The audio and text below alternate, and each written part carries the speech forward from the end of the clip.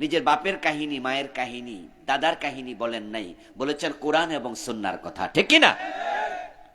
আল্লাহর কথার মাঝে বারাকাত আছে কিনা, রহমত আছে কিনা? এটা বরকতের মজলিস, এটা রহমতের মজলিস। এই জাতীয় কোরআনের মজলিস যেখানে হয় দৌড়ে যাবেন। নবীজি বলছেন, যখন মানুষ কোন জায়গায় একসাথ হয়ে তারা আল্লাহর কোরআন নিয়ে কথা বলে, আল্লাহর জিকিরে রত হয়, কোরআন তেলাওয়াত করে, ইয়াতলুনা কিতাবাল্লাহ ইল্লা নাযালাত আলাইহিমুস সাকিনা ওয়া গাশিয়াতহুমুর রাহমা ওয়া হাফফাতহুমুল মালায়েকা।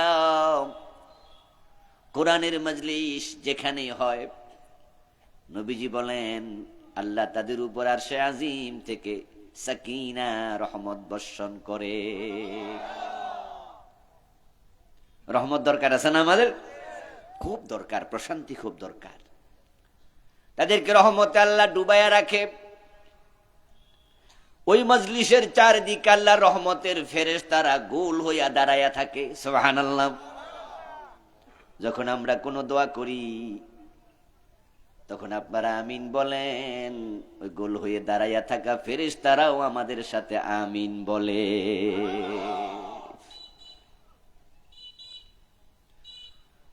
কোরআনের মাহফিলে যেতে পারা, কোরআন শুনতে পারা, কোরআনের কথা বলতে পারা, এটা আল্লাহর দয়া, আল্লাহর রহমত। তাই বিনা প্রয়োজনে শুধু শুধু এর রহমত থেকে বঞ্চিত হওয়া মোটেও ঠিক কাজ নয়। প্রিয় দিনী ভাইরা, আমি আপনাদের সম্মুখে পবিত্র কোরআন মাজিদ থেকে সূরাতুল কাহফের 103 এবং 104 দুটি আয়াতে কারিমা তেলাওয়াত করেছি। নবীজি সাল্লাল্লাহু আলাইহি ওয়াসাল্লামের পবিত্র মুখ অনুসৃত ছোট ছোট দুটি হাদিস পাঠ করেছি। আল্লাহ তাআলা তৌফিক দান করলে এখান থেকে কিছু কথা বলবো ইনশাআল্লাহ। কোরআন থেকে কথা বলা হবে এই কারণেই যে এটার নাম তাফসীরুল কোরআন মাহফিল। আর কোরআন থেকে কথা এই জন্যই বলতে হয় কারণ হেদায়াত পেতে হলে কোরআনের কাছে যেতে হয়। কোরআন ছাড়া হেদায়াত দেওয়ার মতো কোনো কিতাব পৃথিবীতে আর নাই। হাদিস হচ্ছে কোরআনের ব্যাখ্যা। কোরআন হলো আসল, হাদিস হলো তার ফরা। তো কোরআন এবং হাদিস এই দুটা হচ্ছে আল্লাহর জান্নাতের পথ চেনার একমাত্র মাধ্যম। যেই মানুষটা কোরআন এবং হাদিসকে আঁকড়াইয়া ধরবে, এ কোরআন এবং হাদিস তাকে টেনে টেনে আল্লাহর জান্নাত পর্যন্ত নিয়ে যাবে। এই জন্য নবীজি সাল্লাল্লাহু আলাইহি ওয়াসাল্লাম 1,14,000 মতো সাহাবীর সম্মুখে তিনি বিদায় হজের ভাষণ যেদিন দিলেন, বিদায় হজের ভাষণে তিনি বললেন, হতে পারে এই দিনে এই মাঠে তোমাদের সাথে এই দুনিয়ায় আমার আর সাক্ষাৎ হবে না। আমি নবী চলে যাব, তবে তোমাদের কাছে আমি দুটি জিনিস রেখে যাব। তারাকতু ফীকুম আমরাইন লান তাদিল্লু মা তামাসসাকতুম বিহিমা কিতাবাল্লাহি ওয়া সুন্নতি। যে দুটি জিনিস রেখে যাব, যদি ভালো করে আঁকড়িয়ে ধরতে পারো কোনোদিন পথ হারা হবে না। তুমি পথ পেয়ে যাবে। যুক্তি ঘোলা বাজারে যাওয়ার পথ পাবে না জান্নাতের পথ? নবীজি কোন পথ দেখাইছে? লাকসাম যাওয়ার রাস্তা? পথ পাবে মানে জান্নাতের পথ পাবে। যে পথের জন্য আমরা নিয়মিত আল্লাহর কাছে প্রার্থনা করছি, নামাজে কম পক্ষে 17 বার প্রতিদিন। নামাজে দাঁড়ালে মানুষ একটা দোয়া কমন কম্পালসারি করেই, সে দোয়াটা হলো ইহদিনাস সিরাতাল মুস্তাকিম। সূরা ফাতিহার মাঝে একটা দোয়াই, সেটা হলো আল্লাহ তুমি আমার সঠিক পথটা দেখায়া দাও। যে পথ আমরা প্রতিদিন আল্লাহর কাছে চাই। সূরা ফাতিহার মাঝে একটা প্রার্থনা আল্লাহ শিখাইছে, একটা দোয়াই শুধু আছে, যে দোয়া আমরা প্রতিদিন করছি, প্রতিনিয়ত করছি, কমপক্ষে 17 বার 17 রাকাতে। 5 ওয়াক্ত নামাজ কয় রাকাত? 17 রাকাত। আর যারা সুন্নত পড়ি, বিতির পড়ি, তাহলে আরো বাড়ে, নফল পড়লে আরো বাড়বে। সব নামাজ একটা দোয়া, ইহদিনাস সিরাতাল। সূরা ফাতিহাতে আল্লাহ তাআলা আমাদেরকে দুনিয়া চাইতে বলেন নাই, ছেলে মেয়ে চাইতে বলেন নাই, সুস্থতা চাইতেও বলেন নাই, আল্লাহ এটা দাও সেটা দাও এটা শিখান নাই।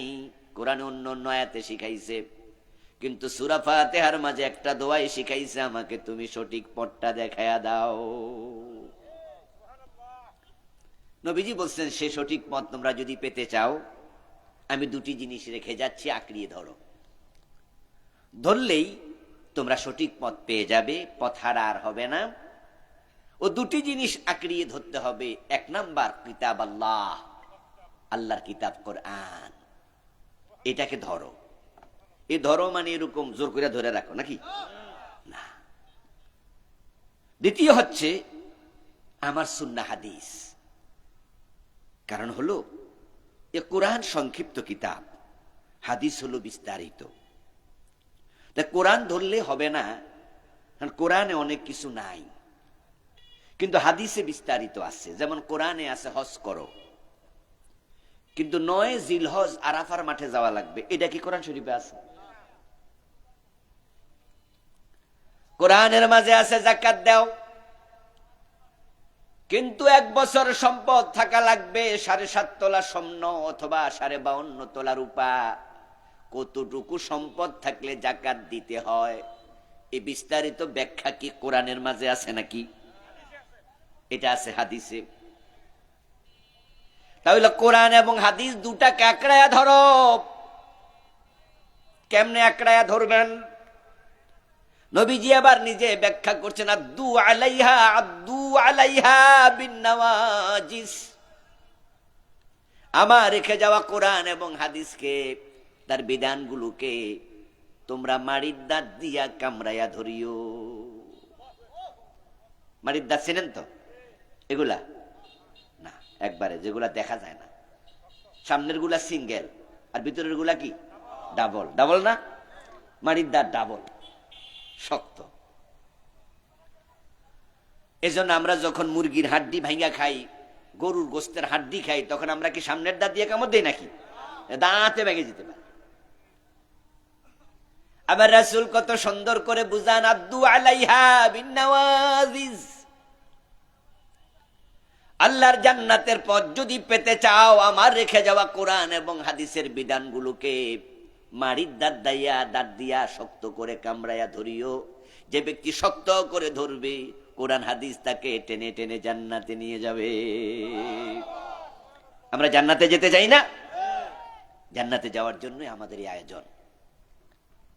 জান্নাতে যেতেই হবে, এই ট্রেন মিস করা যাবে না। এটা মিস করলে সব শেষ। যে জান্নাত পায় সে সফল, যে জান্নাত মিস করে সে ব্যর্থ। সফলতাকে ইংরেজিতে বলে পাস, ব্যর্থতাকে বলে ফেল। যে ব্যক্তি জান্নাত পাইছে সে পাস করছে, আর যে জান্নাত পায় নাই সে ফেল করছে।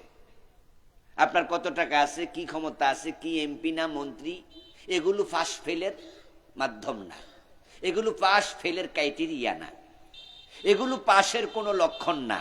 পাস হলো জান্নাত পাওয়া, ফেল হলো জাহান্নামে যাওয়া। যারা আমরা জান্নাত পাবো আমরা পাস, আর জান্নাত না পাইলে তোমার জীবনটাই ব্যর্থ। 16 আনাই মিশা, 16 আনা মিশা কবিতা শুনছিলেন না? মনে কম লোকে শুনছে। ছোটকালে এই কবিতা আমরা পড়ছিলাম, আপনারাও কেউ কেউ পড়ছেন, হয়তো পাঠক সংখ্যা কম বোঝা গেল, এখানে সবাই পড়েন নাই। এক পণ্ডিত নৌকায় উঠছে, তো মাঝি নৌকা চালাচ্ছে, নদী এপার থেকে ওপারে যাবে। তো পণ্ডিত নৌকায় উঠে মাঝিরে বলতেছে, মাঝি তুমি কি জানো জোয়ার ভাটা কেন হয়? তো মাঝি বলে, আমি তো মূর্খ সূর্খ মানুষ, জোয়ার ভাটা হয় দেখি, কিন্তু নদীতে জোয়ার কেন যে হয়, ভাটা যে কেন হয়, এটা আমি কিন্তু জানি না। তো পণ্ডিত কয় তাহলে তোমার জীবনে 4 আনাই মিশা। 16 আনা 1 টাকা, আগে কিন্তু 16 আনার হিসাব ছিল, ছিল নি? 8 আনা ছিল, 8 আনা, 4 আনা ছিল।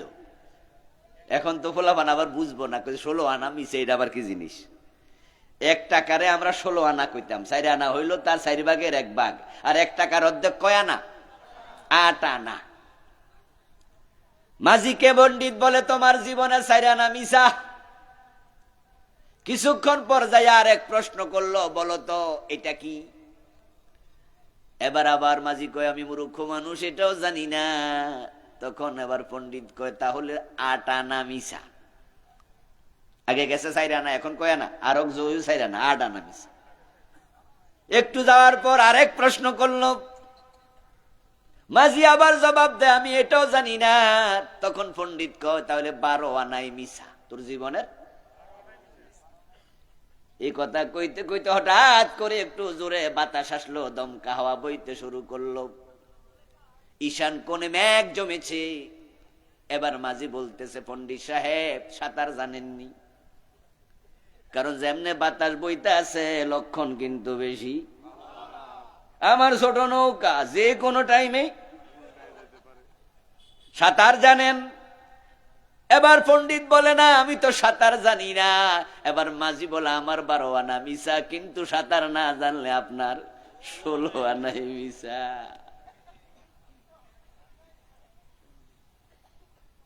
ও দোস্ত, কত টাকা আছে, কি ক্ষমতা আছে, এগুলো তোমার সফলতা নয়।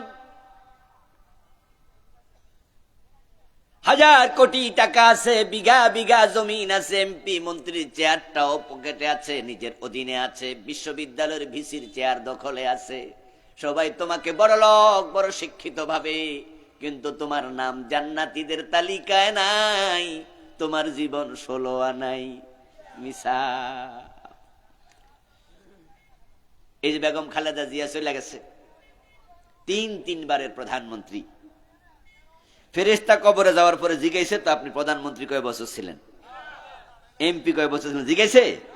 জিজ্ঞাসা করেছে মান রাব্বুক ওয়া মা দীনুক, ঠিক না? চোখ বন্ধ হয়ে গেলে তোমার এখানে কি ছিল তার একখানাও দাম নাই।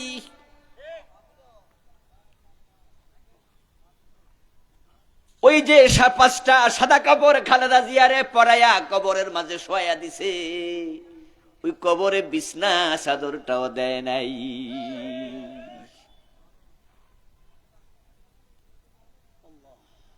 ও দোস্ত, 5টা সাদা কাপড় রাস্তার ফকিন্নি মারা গেলে তাকেও মানুষ চাঁদা তুলে তারপরে কবর দেয়। খালেদা জিয়াও 5 কাপড়, রাস্তার ফকিন্নি মরলেও 5 কাপড়। বাংলাদেশের প্রধানমন্ত্রী প্রেসিডেন্ট মরে গেল, আপনি মরবেন, আমি মরবো, 3 কাপড়ে কবরে যাবেন। দুনিয়ার সাথে কিছুই যাবে না, যাবে ঈমান এবং আমল। কোরআন এবং হাদিসের আলোকে ঈমান এনেছো কিনা, আমল করছো কিনা, এটাই তোমার সাথে যাবে। যদি এটা না যায় তোমার 16 আনাই মিশা। 1 সেকেন্ডের নেই ভরসা, মরণ ঘাড়ের পরে। বিপুল সম্পদ করছো জড়ো, বুক বিলাসের তরে। বুলবুল পাখির ন্যাং এসেছিনু হেতাব, বেঁধেছিনু বাসা বড়ই মমতায়। সময় হলে শেষ সেরে পরিবেশ, যেতে হবে সেথায় নিয়তি যেথায়, হয়তো গাছতলায় না হয় বাঁশতলায়। এমন জায়গায় শুবে যে ঘরের দরজা জানালাটাও নাই। এজন্য জীবন 16 আনা যেন মিশা হয়ে না যায়। সাবধান মুসলমান। সারিউ ইলা মাগফিরাতিম মির রাব্বিকুম ওয়া জান্নাতিন আরদুহাস সামাওয়াতু ওয়াল আরদ। তাই আল্লাহ দুনিয়ার দিকে আমাদের দৌড়াতে বলেন নাই, বলেছেন তোমাদের রবের ক্ষমা এবং জান্নাতের দিকে দৌড়াও। কোরআন এবং সুন্নাহ যদি তোমার সাথে থাকে, ঈমান আমল সাথে থাকে, তাহলে মাটির বিছানা নয়, এটা হবে জান্নাতের বিছানা। এটা মাটির গর্ত নয়, এটা হবে আল্লাহর জান্নাতের টুকরা। তোমার সাদা কাপড়ের কাপড় নয়, ওটা খুলে ফেরেশতা তোমাকে জান্নাতের পোশাক পরাইয়া দেবে। আর নসের সব মিশা, 16 আনাই মিশা, সব শেষ। জীর্ণ শীর্ণ সরাইখানা, রাত্রি দিবা দুটি দাস, এরই মাঝে দুনিয়াদারি চলছে বড় চমৎকার। রাজার পরে আসছেন রাজা, সজ্জা কত বাদ্য ধুম, তুচ্ছ এসব কয়দিন বা চোখ বুঝিলে সব নিঝুম। চোখটা বন্ধ হয়ে গেলে দুনিয়ার সাথে কোনো সম্পর্ক আর থাকে না। নতুন একটা জগতে পদচারণা শুরু হবে, ওটার নাম আখেরাত। আওয়াজ দিয়ে বলুন তো, মানুষ মরার পরে তার জীবন শেষ হয় না, জীবন শুরু হয়? আমরা কি মনে করি, মরার পরে শেষ না শুরু? যারা নাস্তিক তারা বলে মরার পরে সব শেষ, আর আমরা বলি মরার পরে আসলটা শুরু। ঠিক না? মরার পরে শুরু হয় এমন জীবন, যে জীবনের শুরু আছে আর কোনোদিন শেষ নাই। সে জীবনে ভালো থাকতে হলে আল্লাহর কোরআনের কাছে যাওয়া দরকার আছে। এজন্য তাফসীরুল কোরআন মাহফিল। আমরা আপনাদেরকে কিছু 1-2টা আয়াত পড়ব, তাফসীর করে শোনাবো, আর আপনাকে দায়িত্ব দিয়ে যাব যে বাকিগুলো আপনি নিজে নিজে পড়েন। কোরআন শরীফে আয়াত তো অনেক, 6000-এর উপরে না? তো এত আয়াতের তাফসীর কি মাহফিলে হয়? হয় না। কিন্তু কোরআন প্রত্যেকটা আয়াত আমাদের জন্য জরুরি, বাকিগুলো নিজে পড়বেন। তা আমরা আজকে যেটা পড়েছি সূরাতুল কাহাফের 103 এবং 104 এই আয়াতে কারিমাতে আল্লাহ তাআলা যে মেসেজ দিলেন শুনুন। কুল হাল নুনাব্বিউকুম বিল আখসারিনা আমালা, ও প্রিয় নবী আপনি বলুন, ঘোষণা দিন, জানাইয়া দেন, এলান করে দেন, আমি কি তোমাদেরকে এমন কিছু মানুষের খবর দেব নাকি যারা দুনিয়ায় আমল করার পরেও তারা আখিরাতে ক্ষতিগ্রস্ত। আল্লাযীনা দাল্লা সাইয়ুহুম ফিল হায়াতিদ দুনিয়া, যাদের নেক আমলগুলো দুনিয়াতে হারায়া যায়, আল্লাহ পর্যন্ত পৌঁছে না। ও প্রিয় নবী, উম্মতকে আপনি জিজ্ঞাসা করুন, আমি কি এমন লোকের খবর দেব নাকি যারা আমল করার পরও ক্ষতিগ্রস্ত? ক্ষতিগ্রস্ত মানে জাহান্নামী, সফল মানে জান্নাতি। এখানে দুনিয়ার ক্ষতি বোঝানো হয় নাই, আখিরাতের ক্ষতি। এমন কিছু মানুষ আখিরাতের ক্ষতিতে পড়বে যারা দুনিয়ায় ছিল নামাজি।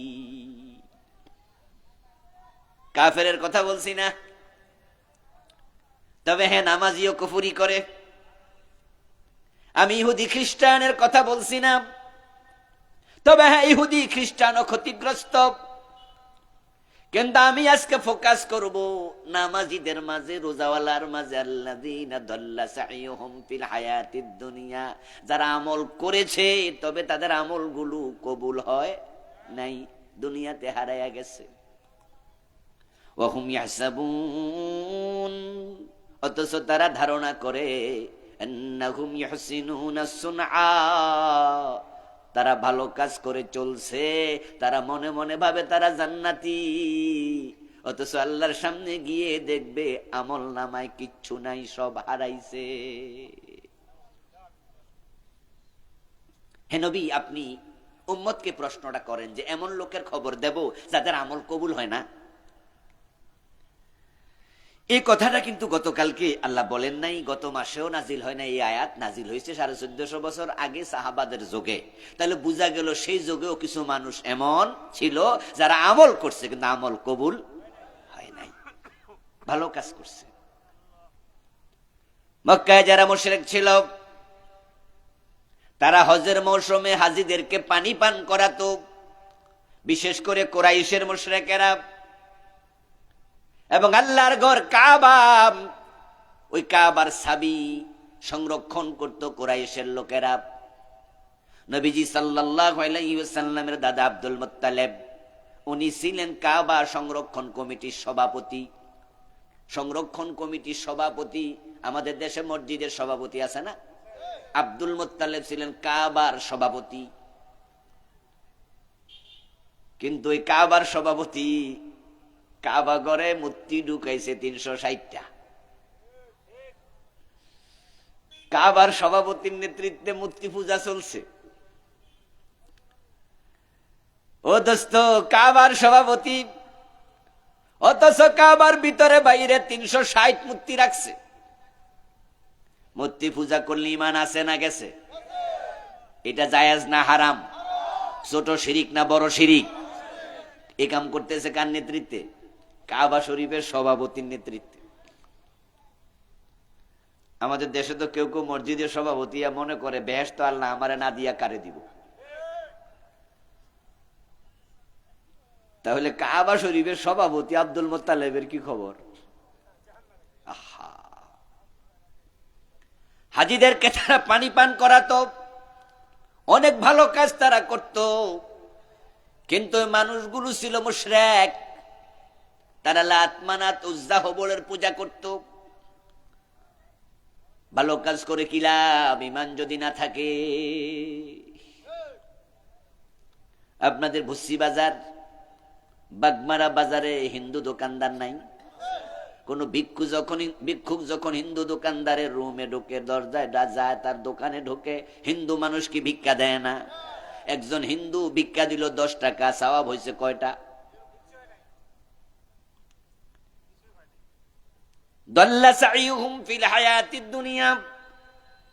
কিছু মানুষ আছে যাদের সাদাকা কবুল হয় না, যাদের রোজা কবুল হয় না, নামাজ কবুল হয় না, কিচ্ছু না। ওই হিন্দু মিয়া ভিক্ষা দিছে কিন্তু সওয়াব হয় নাই, কারণ যার ঈমান নাই তার নেক আমল লেখার কোনো জায়গাও নাই। ঈমান হলো অ্যাকাউন্ট, আর নেক আমল হলো অ্যাকাউন্টে জমানো টাকা। এখন ব্যাংকের ম্যানেজারের সামনে 1 লাখ টাকার বান্ডিল রাইখা কইলেন যে ম্যানেজার সাহেব, আপনি তো আমার খালতো ভাই লাগেন, এই 1 লাখ টাকা দিয়ে গেলাম, এগুলো আপনার ব্যাংকে জমা রাখেন। এখন ম্যানেজার বলবে অ্যাকাউন্ট নাম্বার কত, কোন যে অ্যাকাউন্ট করি নাই, তো জমাটা দিব কই? ঠিক না? আরে ভাই, আপনি ভিক্ষা দিচ্ছেন, কামটা ভালা, কামটা খারাপ না, কিন্তু আল্লাহ যে আপনারে নেক দিব কই? আপনার তো ঈমানই নাই। ঈমান হলো এক, নেক আমল হলো ডান পাশের শূন্য। যদি কোনো ব্যক্তি ইমানদার হয়, একটা আমল করলে কোরআনে আল্লাহ বলেন সওয়াব হয় কমপক্ষে 10 গুণ। মান জাআ বিল হাসানাতি ফালাহু আশরু আমসালিহা। আল্লাহ নিজে বলছেন একটা ভালো কাজ করলে মুমিনকে আমি 10 গুণ সওয়াব দেই কমপক্ষে। একের ডানে একটা শূন্য দিলে কত? কথা বলেন, 2টা দিলে কত? 3টা দিলে, এবার একটা মুছে দেন,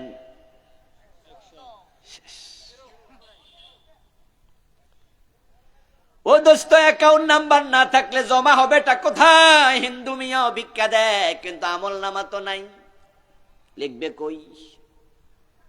মাদার তেরেসার নাম শুনেছেন? মাদার তেরেসা ছিলেন ইয়াতিমদের মা। তেরেসা ওই ইয়াতিম লালন পালন করতে করতে জন দুনিয়ার মানুষ তাকে মাদার বলে, মা বলে, মা। বাড়ি ছিল ইউরোপে, থেকেছেন তিনি ইন্ডিয়াতে। শত শত ইয়াতিমের মা ছিলেন, ডজন ডজন ইয়াতিমখানা খুলছে। শুধু পথ শিশু, মা নাই বাবা নাই, আইনা আইনা দইরা নিজে মায়ের ভালোবাসা দিয়ে পালছে লালছে।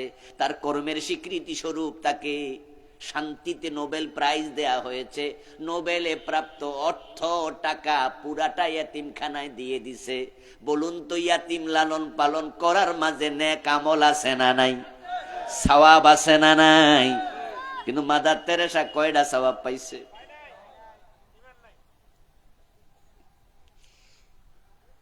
নবীজি বলছেন যদি কোনো ব্যক্তি ইয়াতীমের মাথায় হাত বুলায় আনে, তার হাতের তল দিয়া যতগুলো চুল যাবে, বিকুল্লি শাওরাতিন হাসানাত,